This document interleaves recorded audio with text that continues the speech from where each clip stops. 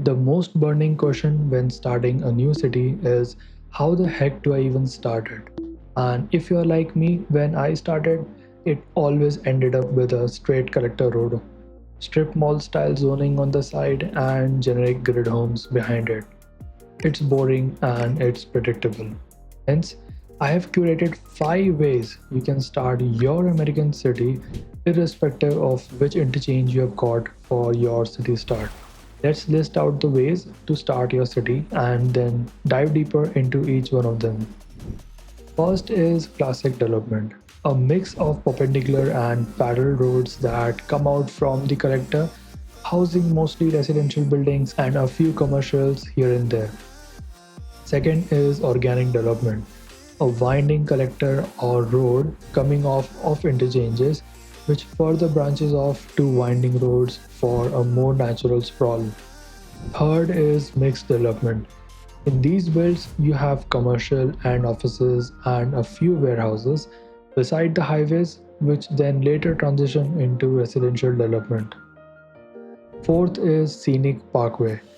This mostly present in those parts of the city where the highway exit leads straight up to a neighborhood with no commercials, resulting in a wide, well-maintained parkway. Fifth is industrial development, a very difficult one to pull off in American builds, but this is only used in builds which start with a small farming town or district. Before we start, I will let you know I have made every layout which can come in the categories, but also make sure I only show you the placements of services and commercials. The leftover space is all residential. You will understand as we proceed. Let's start with classic or grid style development. I just said this is boring, but hear me out. This is the tried and true American staple. It's the most used method, but this doesn't mean you cannot modify or change some things. There are few ways you can start with your grid. The first is the classic start, where you have a collector with commercials and offices on both sides and the residential on the back. This is best for the cities which will have a decent population when starting and need that much amount of commercials to be present on the collector. Then there's one where you could have commercials on only one side and the rest is just residential.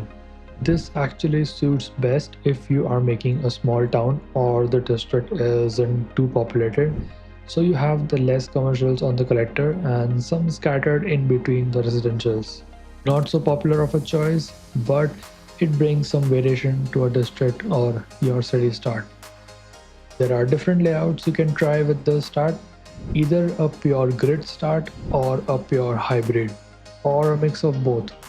Different orientations also help, like how I have done with these, where the collector changes the direction and we introduce the hybrid layout.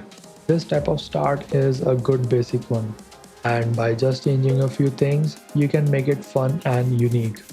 The best ways to do it is by changing density or location of the commercials on the collector, having variations in the grid itself, for which I will recommend you to watch my district planning video where I explain different versions of layouts and densities, which will help you in learning more about them and implement them in your builds. There is a link in description to the whole series. Organic start. If you are sick of grids and hybrid layouts, organic start is also a good option. Usually there is a curvy or winding character that comes out of the interchange, and from it you have other winding roads that make up for a organic layout.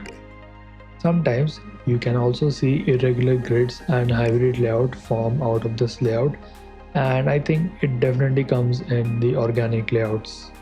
This is mainly seen in pure neighborhoods with no commercials nearby, but you can still have commercials to an extent closer to the interchange or maybe around some major intersections. But most of the time, you will see this type of start only be used when you are adding extra connections to a neighborhood via highway, or it's a rich neighborhood with abundance of greenery and a very close access to the highway. Mixed start. Here, commercials and offices are limited to near the highway, making them highway side commercials. These house big commercials and office buildings and sometimes some industrial warehouses. After a thin line of them, you have the entire place reserved for residential. You could still have some commercials scattered on the main collector though. The main justification for these kinds of builds can be that they make sure all the heavy traffic and noise pollution stays much closer to the highway and not in the residential area. Because of having some bigger commercials, they house more of big companies like Target, IKEA, HEB, etc. It helps you in filling the highway side areas which are very difficult to fill.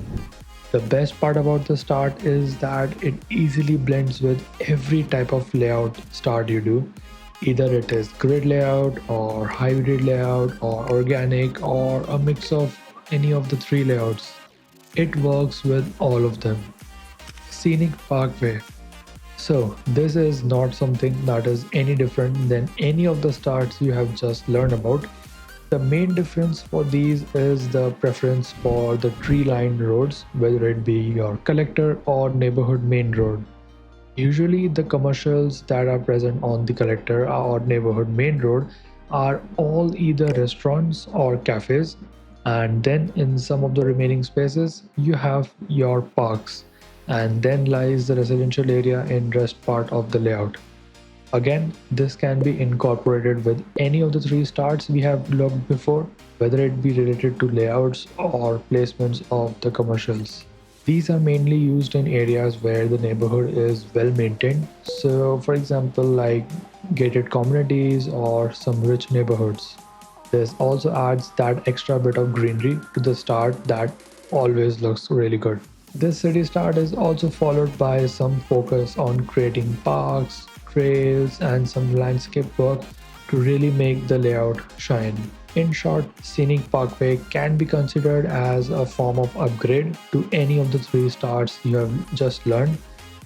As I have said before, this start is brutal and bold.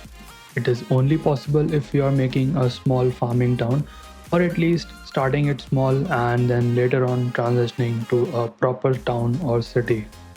The most advantageous part about this start is the ability to start industry so early on with a proper layout, which will boost your early game earnings by quite a lot. The layout doesn't always have to be this big like how I have done here, but it's an example that you can expand it quite a lot. You can see how I have placed the farms.